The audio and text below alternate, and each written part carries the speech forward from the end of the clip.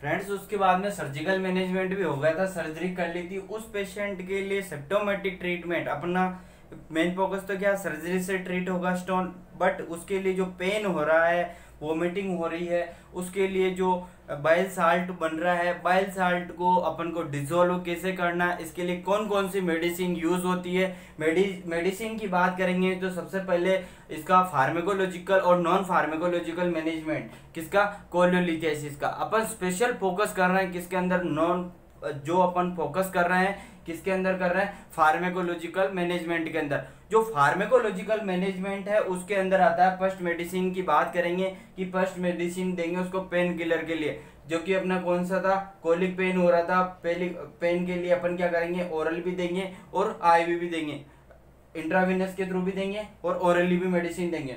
But इसके अंदर जो एनाल्जेसिक देने के पीछे रीजन क्या है, जो क्या करेगा, पेन को क्या करेगा, रिलीव करेगा। तो एनाल्जेसिक का यूज क्या है टू रिलीव द पेन। और इसके अंदर जो मॉर्फिन है, मॉर्फिन नहीं देंगे क्योंकि morphine is the contraindicated. Contraindicated क्यों होता है, क्योंकि वो क्या करती है, रेस्पिरेटरी सिस्टम को डिस्ट्रेस करती है, रेस्पिरेटरी सिस्टम को रेस्पिरेशन रेट है उसको क्या करती है, कम करती है। इसलिए मॉर्फिन सल्फेट क्या होता है, कॉन्ट्रा इंडिकेटेड होता है, इसलिए अपन इसको क्या करते हैं, पेन किलर के रूप में यूज नहीं लेंगे। और इसके लिए पेन किलर के लिए आईवी के लिए यूज करेंगे। आईवी के लिए कौन यूज करेंगे, मेफेरिडीन यूज करेंगे और एंड पोटेंट एनएसआईडी। एनएसआईडी की फुल फॉर्म बता रहा हूँ कि non steroid anti inflammatory drugs है, जिसके अंदर अपन क्या करेंगे, यूज करेंगे। इसके अंदर पेन किलर है, पेन किलर के अंदर मेफेरिडीन है, मेफेरिडीन और एंड पोटेंट एनएसआईडी है। और एनाल्जेसिक के अंदर के यूज करेंगे। उसके अंदर जो मॉर्फिन को कॉन्ट्रा इंडिकेटेड क्यों बताया था, क्योंकि वो रेस्पिरेटरी सिस्टम को क्या करता है, डिस्ट्रेस करता है। उसके बाद में जो अपने पास में नेक्स्ट बात करेंगे किसकी, गाल स्टोन को डिसोल्व करने वाली मेडिसिन। कौन सी, गाल स्टोन को डिसोल्व, मतलब जो गाल स्टोन को डिसोल्व करती है वो जो कि क्या करती है, गाल स्टोन जो बिलिरुबिन बन रहा है या कोलेस्ट्रॉल की जो स्टोन बन रही है उसको क्या करेंगे अपन, उस पार्टिकल्स को क्या करेंगे, डिसोल्व करेंगे इसको। और उसके लिए मेडिसिन यूज होगी, गाल स्टोन के डिसोल्व के लिए होगी, और उसी मेडिसिन को बोल देंगे कोलेस्ट्रॉल डिसोल्विंग एजेंट। और अदर नाम्स में क्या बोल सकते हैं, कोलेस्ट्रॉल स्टोन डिसोलेशन को क्या बोल सकते हैं, अदर वर्ड में कोलेस्ट्रॉल डिसोल्विंग एजेंट बोल सकते हैं। और इसके लिए जो ड्रग्स की यूज होती है वो होती है जो अपने पास में चिनोडोलो होता है, इसके अंदर होता है चिनो डिलोर, ठीक है, चिनो डिलोर होता है। एंड यूरोसो डिओल, क्या होता है, यूरोसो डिओल, ठीक है, यूरोसो डिओल होता है। इनके अंदर जो साल्ट की बात करेंगे, साल्ट जैसे कि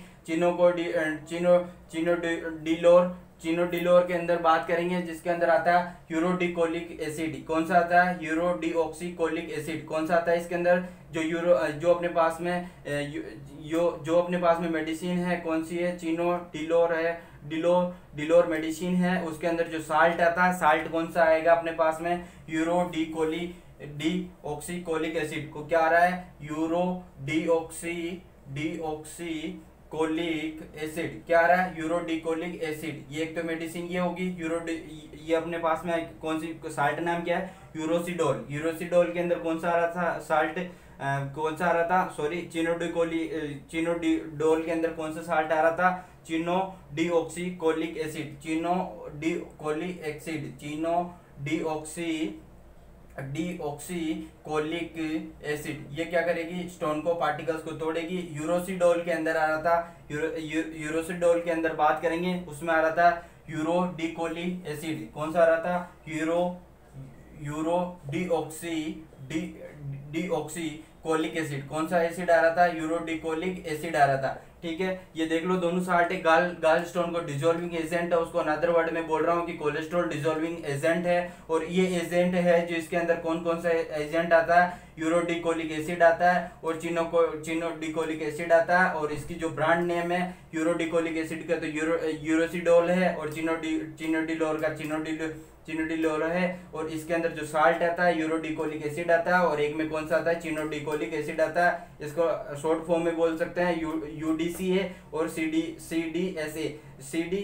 CDCA, और UDCA का मतलब ये होता है यूरोडिकोलिक एसिड, और CDA का फुल फॉर्म होता है कि चिनोडिकोलिक एसिड होता है। और ये ड्रग्स किसके अंदर यूज होती है, जो ये दोनों ड्रग्स है UDCA एंड CDA, जो यूरोडिकोलिक एसिड एंड चिनोडिकोलिक एसिड है, जो दोनों यूज करते हैं किसको, डिसॉल्विंग करती है किसको, स्मॉल स्टोन को, स्मॉल पार्टिकल्स में स्टोन को डिसॉल्व करती है। और जो इसके अंदर IV पेन किलर के अंदर यूज किया था, सीवियर पेन हो रहा है तो मेफेरेडिन यूज कर सकते हैं, और पोटेंट NSAID यूज कर सकते हैं। और इसके अंदर ये एक एजेंट और है मिथाइल ट्रेसरी ब्यूटाइल ईथर, ये भी यूज होता है स्टोन के पार्टिकल्स को स्मॉल पार्टिकल्स में तोड़ने के लिए काम आता है, ब्रेक डाउन करने के लिए यूज करते हैं। तो इसके मेन इंपॉर्टेंट ड्रग्स कौन सी होगी, एनाल्जेसिक में मेफेरेडिन देती, मेफेरेडिन एंड पोटेंट NSAID, और गाल स्टोन के अंदर अपने चिनोडिकोलिक एसिड एंड यूरोडिकोलिक एसिड दे रहे हैं, और मिथाइल ट्राइसरी ब्यूटाइल ईथर दे रहे हैं। और ये ड्रग्स की यूज हो रही है, ये क्या करेगी, गाल ब्लैडर के स्टोन है उसको डिसॉल्व करेगी। और ये इसके बाद में अपन नोज़िया वोमिटिंग हो रही है, इसके लिए अपन एंटीमेटिक ड्रग्स देते हैं। एंटीमेटिक ड्रग्स के अंदर मैंने ओंडेस्टेरोन बताया, ओंडेस्टेरोन है। और इसके बाद में जो नॉन फार्मेकोलॉजिकल की मैनेजमेंट करेंगे गाइस, उसके अंदर जो नॉन फार्मेकोलॉजिकल मैनेजमेंट है वो पेशेंट है उसको इंस्ट्रक्शन करेंगे, पेशेंट को इंस्ट्रक्ट करेंगे। क्यों करेंगे, क्योंकि उसमें फैट का डाइजेशन नहीं हो रहा, इंडाइजेशन ऑफ द फैट का इमल्सिफिकेशन कौन कर रहा था, बाइल कर रहा था। अगर बाइल ही प्रॉपर रूप से सिक्रेशन नहीं है तो not digest in the fat, अगर वो फैट का डाइजेस्ट नहीं कर रहा, अगर वो फैट ले रहा है तो फैट को क्या करना है, उसको अपने को जो भी सर्जरी करी है तो उस पेशेंट को अपन एडवाइस करेंगे कि the patient should be instructed to take the low fat diet and after and before the surgery. क्या इंस्ट्रक्शन कर सकते हैं कि जो पेशेंट है, the patient should be the instructed to take the low fat and diet before and after the surgery. कहने का मतलब ये है कि जो पेशेंट है कोलेलिथियासिस वाला पेशेंट है, उसको अपने को क्या नहीं देना है, उसको हाई फैट नहीं देना है, उसको क्या करना है, लो फैट डाइट देनी है। और कब देनी है, बिफोर एंड आफ्टर सर्जरी से पहले, और बाद में सर्जरी के बाद में भी उसको क्या देनी है, लो डाइट ही देनी है, लो फैट डाइट देनी है। स्पेशल पॉइंट है, यहाँ से क्वेश्चन आ सकता है कि जो कोलेलिथियासिस वाले हैं उसको कौन सी डाइट देते हैं, तो लो फैट वाली डाइट देते हैं। और न्यूट्रिशन डाइट के अंदर बात करेंगे तो उसको लो फैट डाइट देंगे। कौन सी डाइट देंगे, लो फैट डाइट देंगे, and high carbohydrate and high protein diet देंगे। क्या देंगे, high protein and high carbohydrate diet देंगे। कौन सी डाइट देंगे, एक तो लो फैट डाइट देंगे, और एक कौन सी डाइट देंगे, हाई प्रोटीन डाइट देंगे, और एक कौन सी देंगे, हाई कार्बोहाइड्रेट डाइट देते हैं। जो ये क्वेश्चन यहाँ से क्वेश्चन निकल के आ गया कि जो कोलेलिथियासिस वाला पेशेंट है उसको कौन सी डाइट देते हैं, तो डाइट में ऑप्शन में आ जाएगा high fat and high carbohydrate and high protein. एक सेकंड में आ जाएगा ऑप्शन के अंदर कि low fat, high carbohydrate, high protein, and एक में आ जाएगा low fat, low carbohydrate, low protein, and एक में आ जाएगा हाई प्रोटीन हाई कार्बोहाइड्रेट। तो जिसमें से अपने को चूज करना है, सिलेक्टेड ऑप्शन में अंदर आएगा तो उसमें अंदर क्या करना है, लो तो फैट करनी है, लो fat and high carbohydrate and high fatty और एंड इंक्रीज लेवल किसका, प्रोटीन का। तो ये क्वेश्चन एकदम क्लियर कि जो लो फैट लेनी है, हाई कार्बोहाइड्रेट लेना है एंड हाई प्रोटीन लेना है, ये डाइट लेनी है। और इसके बाद में नेजोगेस्ट्रिक ट्यूब है, उससे क्या करना है, सिम्प्टोमेटिक, अगर नोज़िया वोमिटिंग हो रही है तो नेजोगेस्ट्रिक ट्यूब भी इंसर्ट कर सकते हैं। क्यों, क्योंकि जो स्टोमक का कंटेंट है उसको बाहर निकालने के लिए, एंड उसको एक्स्ट्रा सिक्रेशन हो रहा है उसको बाहर निकालने के लिए, और इससे अपने को क्या होगा, अपन एस्पिरेशन से प्रिवेंट हो सकते हैं। Monitor the fluid and electrolyte, इसको मॉनिटर करेंगे, किसको, फ्लूइड एंड इलेक्ट्रोलाइट को मेंटेन करेंगे। और इसके बाद में स्पेशल फोकस तो क्या है, फार्मेकोलॉजिकल के अंदर न्यूट्रिशन में करेंगे। और इसके बाद में जो ड्रग्स की बात करी थी एक बार और देख लेना कंप्लीटली, जो कि इसके अंदर ड्रग्स के अंदर बताया था मैंने पहला एनाल्जेसिक के अंदर क्या करना है, मॉर्फिन सल्फेट नहीं देना है। मॉर्फिन सल्फेट क्या करता है, कॉन्ट्राइंडिकेटेड रहता है किसके अंदर, रेस्पिरेटरी डिस्ट्रेस के अंदर। सेकंड ड्रग्स की बात करी थी उसके अंदर मैंने बताया था कि गाल स्टोन को डिसॉल्विंग एजेंट यूज करते हैं, उसको कोलेस्ट्रॉल डिसॉल्विंग एजेंट भी बोलते हैं। और इसके अंदर जो अपना UDCA बात करी थी जिसके अंदर यूरोडिकोलिक एसिड बात करी थी और चिनोडिकोलिक एसिड की बात करी थी, और एक बताया था मैंने इसके बाद में एक बताया था मिथाइल ट्राइसरी ब्यूटेरिक एसिड बताया था। ये सारी डिसॉल्व करेगी, स्मॉल स्टोन के अंदर कंटेक्ट करेगी। और IV अगर पेन बहुत ज्यादा सीवियर हो रहा है तो मेफेरेडिन का यूज करेंगे, एंड जो पोटेंट NSAID का यूज करेंगे। और इसके अंदर जो ड्रग्स देते हैं नोजिया वोमिटिंग को कम करने के लिए एंटीइमेटिक ड्रग्स देते हैं। एंटीइमेटिक ड्रग्स का काम क्या है, ओंडेस्टेरोन है, और ये वोमिटिंग को, नोजिया वोमिटिंग को कम करेगी। और नॉन फार्मेकोलॉजिकल मैनेजमेंट के अंदर मैंने न्यूट्रिशन बताया था। न्यूट्रिशन के अंदर लो फैट डाइट बताई थी, low fat and high carbohydrate and high protein diet बताई थी।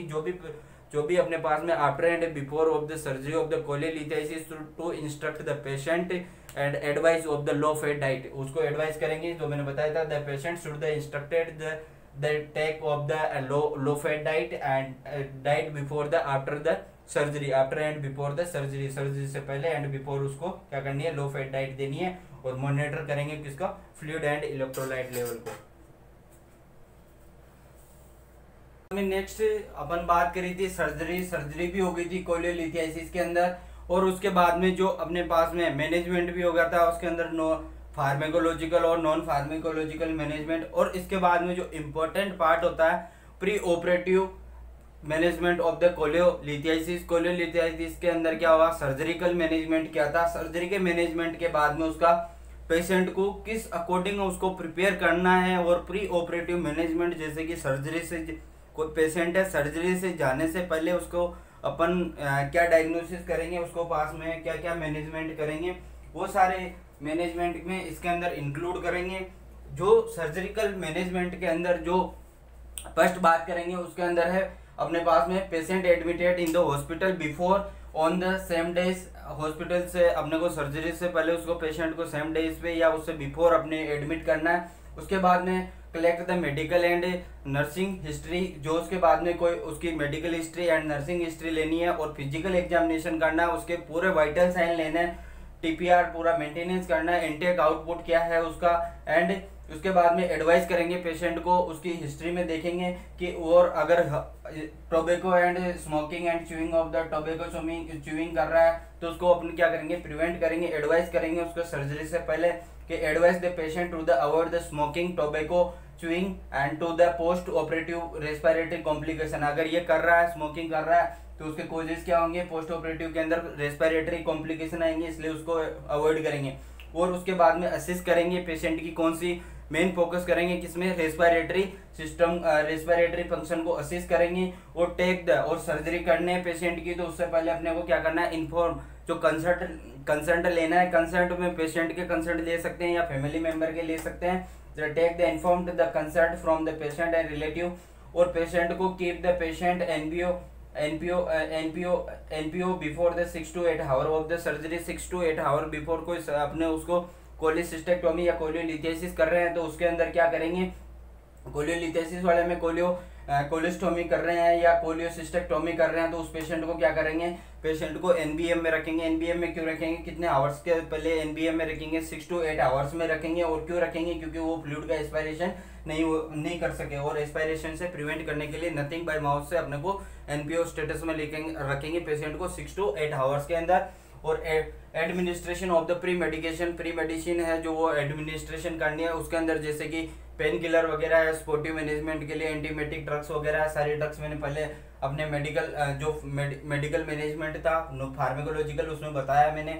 उसके अंदर से अपन जो प्री एनेस्थेटिक मेडिसिन है वो यूज करेंगे, किसके लिए, एडमिनिस्ट्रेशन करेंगे कोलेस्टोमी वाले सर्जरी से पहले, क्योंकि प्री ऑपरेटिव है। और स्पोर्टिव मैनेजमेंट के अंदर अपन बात करेंगे जिसमें IV इन्फ्यूजन है, इंट्रावेनस फ्लूइड है, और उसमें एनजी सक्शनिंग करेंगे। एनजी सक्शनिंग जैसे नोजिया वोमिटिंग है तो सक्शनिंग को प्रिवेंट करने के लिए, GIT वगैरह की कॉम्प्लिकेशन, एस्पायरेशन के कॉम्प्लिकेशन से प्रिवेंट करने के लिए उसे एनजी ट्यूब से सक्शन करेंगे। एंड पेन का मैनेजमेंट करेंगे। पेन में मैंने बताया था मेफेरेडिन, वैसे ही यहाँ पे पेन का मैनेजमेंट करना। प्री ऑपरेटिव जो बाइलरी कोलिक पेन हो रहा था, अपने को परफॉर्म करना है जनरल फिजिकल एग्जामिनेशन को जो कलेक्ट करना है, और उसके अंदर नोट करना है किसको, रेस्पिरेटरी पैटर्न को। रेस्पिरेटरी पैटर्न क्या है, रिदम क्या है उसकी, तो नॉर्मल रेस्पिरेशन क्या है उसका, रेस्पिरेशन रेट, ट्रेकिपनिया ब्रेडिपनिया तो नहीं हो रहा है। अगर हिस्ट्री ऑफ द कफिंग की भी हिस्ट्री है, और ब्रीथिंग साउंड की भी अपन क्या करेंगे, असिस्ट करेंगे।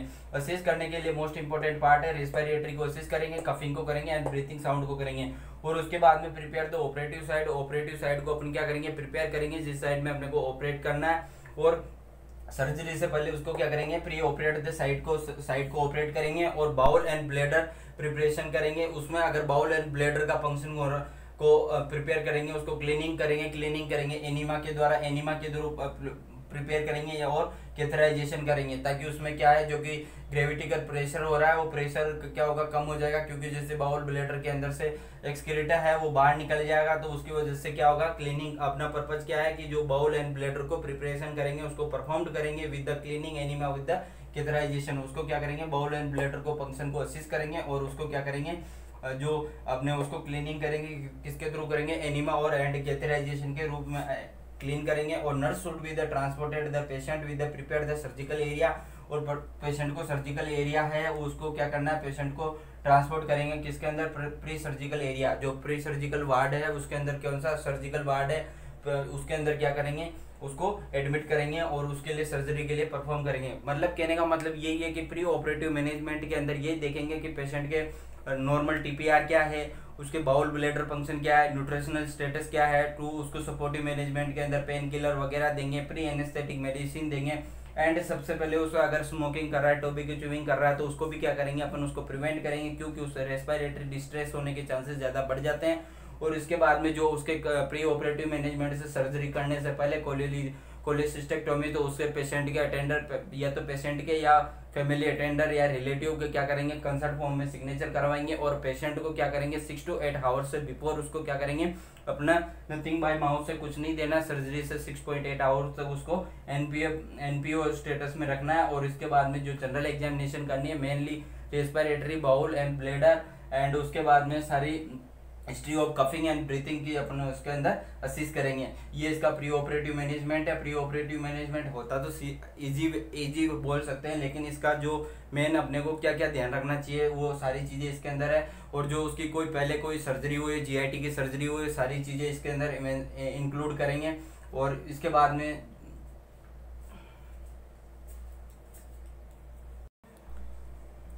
फ्रेंड्स उसके बाद में अपन बात करेंगे किसकी, पोस्ट ऑपरेटिव मैनेजमेंट की। पोस्ट ऑपरेटिव मैनेजमेंट का मतलब यही है कि जो पेशेंट सर्जरी के बाद में जो अपने पास में वार्ड में एडमिट हो चुका है पोस्ट सर्जिकल वार्ड के अंदर, तो उस पेशेंट के लिए अपन क्या करेंगे, कोलिलिथियासिस वाले पेशेंट है, उसमें कोलिसिस्टेक्टोमी हुई है, उस पेशेंट के लिए अपने को कौन कौन से इम्पोर्टेंट प्रोटोकॉल को फॉलो करना है। उसके अंदर जैसे फर्स्ट प्रोटोकॉल आएगा to maintain the respiratory status and patency of the airway. उसके अंदर क्या करेंगे, उसका रेस्पिरेटरी स्टेटस को चेक करेंगे। ये क्यों करेंगे, क्योंकि इसके पहले अपन कोई भी प्रिवेंट करेंगे किसको, पल्मोनरी कॉम्प्लिकेशन को। पल्मोनरी कॉम्प्लिकेशन होगा उसको प्रिवेंट करने के लिए अपन क्या आइडेंटिफिकेशन करेंगे, to maintain the respiration status and patency of the airway. इसके बाद में जो इस पेशेंट है अपने कोलिसिस्टेक्टोमी वाला पेशेंट है उसको एडवाइस करेंगे पेशेंट को डीप ब्रीथिंग के लिए और taking of the coughing and every hours. क्यों, इसकी वजह से क्या होगा, अपर रेस्पिरेशन से प्रिवेंट हो सकते हैं और फुली डायलेटेड होगा, कौन होगा, लंग्स होगा।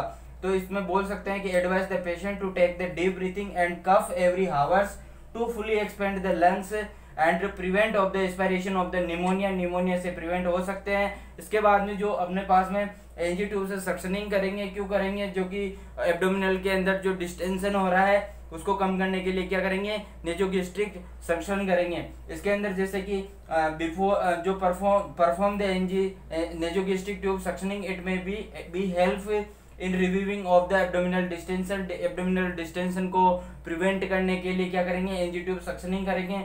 जो आफ्टर द जैसे पेशेंट रिकवरी रूम में आया तो उसके बाद में क्या करेंगे, पेशेंट को कौन सी पोजीशन देंगे, सेमी फाउलर पोजीशन देंगे। क्यों देंगे, क्योंकि उसके रेस्पिरेटरी फंक्शन क्या रहेंगे, प्रिवेंट होंगे, रेस्पिरेशन रेट में क्या होगा, इंप्रूवमेंट होगा, इजीली वो क्या करेगा, रेस्पिरेशन हो लेगा। इसके लिए after the recovery from the anaesthesia the patient is the placed in the semi Fowler position.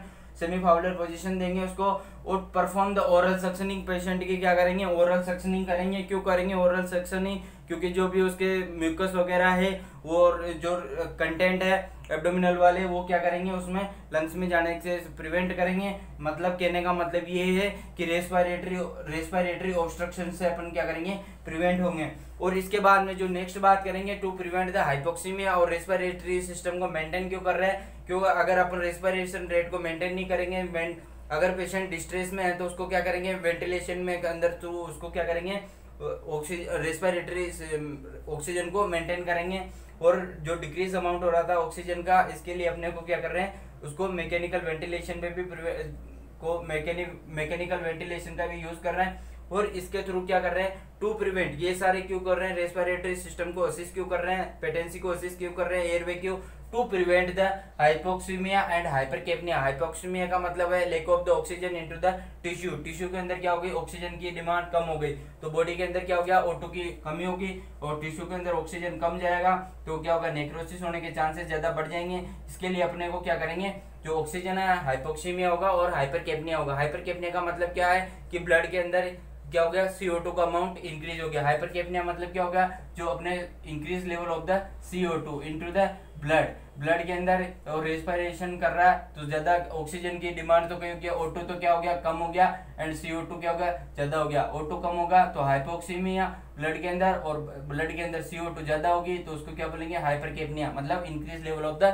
CO2 in a blood. और जो relieving of the pain, operative post operative management के अंदर पेन होगा, पेन क्योंकि जैसे सर्जरी के बाद में उसको क्या करेंगे, IV एनाल्जेसिक देंगे, जैसे मैंने मेफेरेडिन बताया, ट्रामाडोल बताया, ये सारी मेडिसिन देंगे। और जो इसके बाद में to provide the diversional therapy, diversional therapy है कि उसका कंसंट्रेट हटाएंगे, इसकी वजह से जैसे watching for the TV and magazines, ये सारी किसमें आती है, डाइवर्जनल थेरेपी में आती है। और असिस्ट द साइट, जो अपने उसके पास में जो साइड है, इंसिजन साइट है, उस साइड को असिस्ट करेंगे, उस साइड में कोई भी इन्फेक्शन नहीं है, रेडनेस नहीं है, स्वेलिंग नहीं है, इन्फ्लामेशन नहीं है, उन सारी चीजों को असिस्ट करेंगे। और इसके बाद में जो अपन मेन बात कर रहे हैं कि स्किन की इंटीग्रिटी और सारी चीज को असिस्ट करेंगे। Assist the incision site to avoid turning and moving the patient to split the affected side, जो इफेक्टेड साइड है उस साइड से अपने को पेशेंट को क्या करना है, टर्निंग से एंड मूविंग से प्रिवेंट करना है।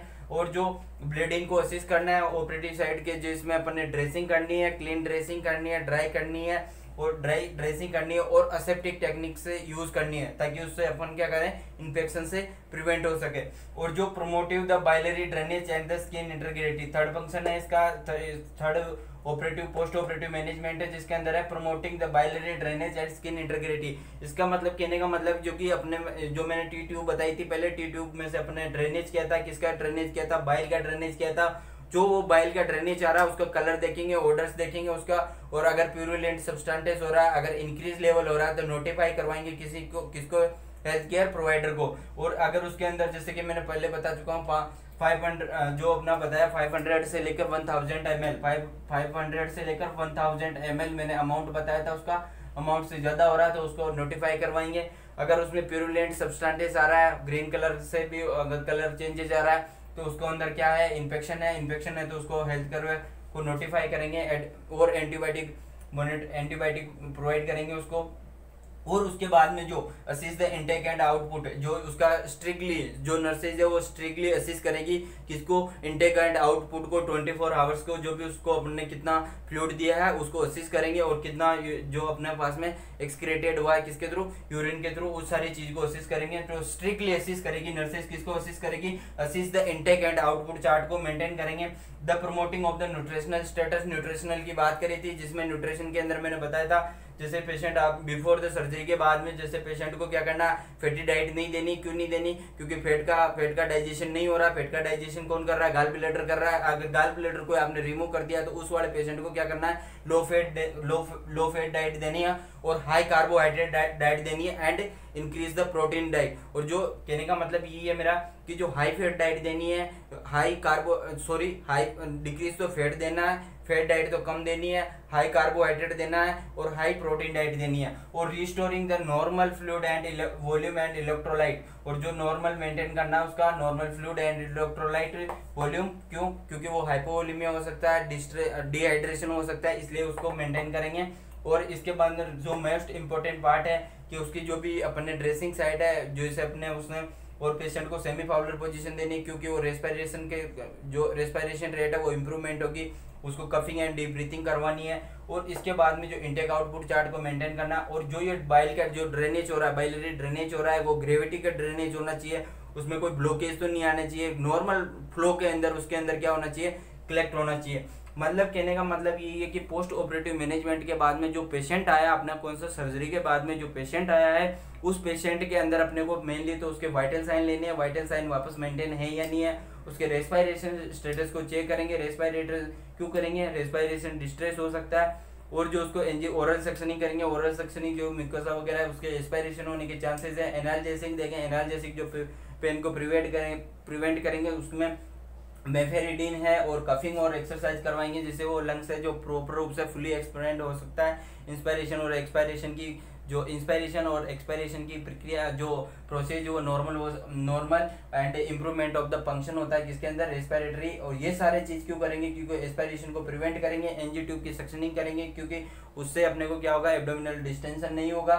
और एब्डोमिनल डिस्टेंशन, और इसके बाद में जो प्री एनेस्थेटिक के टाइम पे अपने को कौन सी पोजीशन देनी है, सेमी फाउलर पोजीशन देनी है। और जो पेशेंट है उसको हाइपोक्सीमिया, अगर respiratory oxygen respiratory status normal है तो उसको अपन प्रिवेंट कर सकते हैं। अगर डिक्रीज रेस्पिरेशन होगा तो हाइपोक्सीमिया होगा एंड हाइपरकेपनिया होगा। हाइपोक्सिया का मतलब बता दिया था, ब्लड के अंदर O2 का अमाउंट कम हो गया, ऑक्सीजन का अमाउंट कम हो गया। और हाइपरकेपनिया का मतलब क्या हो गया, increase amount of the blood in the CO2 का अमाउंट ज्यादा हो गया। रिलीविंग ऑफ द पेन के रिलीव करने के लिए एनाल्जेसिक दी थी। और इसको डाइवर्जन थेरेपी के अंदर जो मैंने बताया था उसके अंदर टेलीविजन है एंड म्यूजिकल थेरेपी है एंड और मैगजीन्स है। और असिस्ट द इंसिजन साइट को असिस्ट करना है। कोई रेडनेस है, इन्फ्लेमेशन है, प्यूरुलेंट सब्सटेंसेस का ड्रेनेज हो रहा है तो उस चीज को अफेक्टेड साइट को असिस्ट करना है, और उसको नॉन अफेक्टेड जो मूविंग नहीं करवाना है। और promote the biliary drainage skin integrity, उसके अंदर जो बात कर रहे हैं उसके अंदर जो क्या कर रहे हैं, बाइलरी फंक्शन, बाइलरी से जो ड्रेनेज हो रहा है, ग्रेविटिकल जो टी ट्यूब से कनेक्टेड जो बाइल डक्ट वाला वो बाइल ड्रेनेज की जो सिक्रेशन हो रहा है उसको क्यों करेंगे, असिस्ट करेंगे, क्योंकि उसके अंदर कोई भी इंक्रीज लेवल हो रहा है या कोई बैक्टीरियल इन्फेक्शन हो रहा है, बैक्टीरिया हो रहा है, तो उन सारी चीज को असिस्ट करने। और जिस साइड पे इंसिजन साइड है जो अपने सर्जरी हुई है उस साइड को क्या करना है, स्ट्रिक्टली उसको क्या करना है, स्ट्रिक्टली असेप्टिक टेक्निक यूज करनी है। असेप्टिक टेक्निक क्यों यूज करेंगे, बैक्टीरियल इन्फेक्शन को प्रिवेंट करने के लिए। और ये सारी चीजें क्यों मेंटेन कर रहे हैं। और स्किन की इंटीग्रिटी के अंदर रेडनेस और स्वेलिंग वगैरह है तो स्किन इंटीग्रिटी को मॉइस्चर एंड ड्राइनेस से प्रिवेंट ड्राइनेस रखना है। और इसके बाद में जो प्रोवाइड न्यूट्रिशनल स्टेटस, न्यूट्रिशन के अंदर मैंने बताया था decrease fat, high carbohydrate and high protein diet देंगे। और बिफोर द सर्जरी के बाद में और इसके बाद में जो restoring of the normal fluid and electrolyte function है उसके अंदर मेंटेन करेंगे। उसके लिए स्ट्रिक्टली नर्सेज असिस्ट करेगी किसको, इनटेक एंड आउटपुट चार्ट को। Thank you guys. और जो मेरी ये अभी मैंने कोलेसिस्टाइटिस की वीडियो बताई इसमें सारा मैनेजमेंट बताया। अगर आपको वीडियो अच्छी लगे तो उसको लाइक एंड शेयर करना। Thank you guys.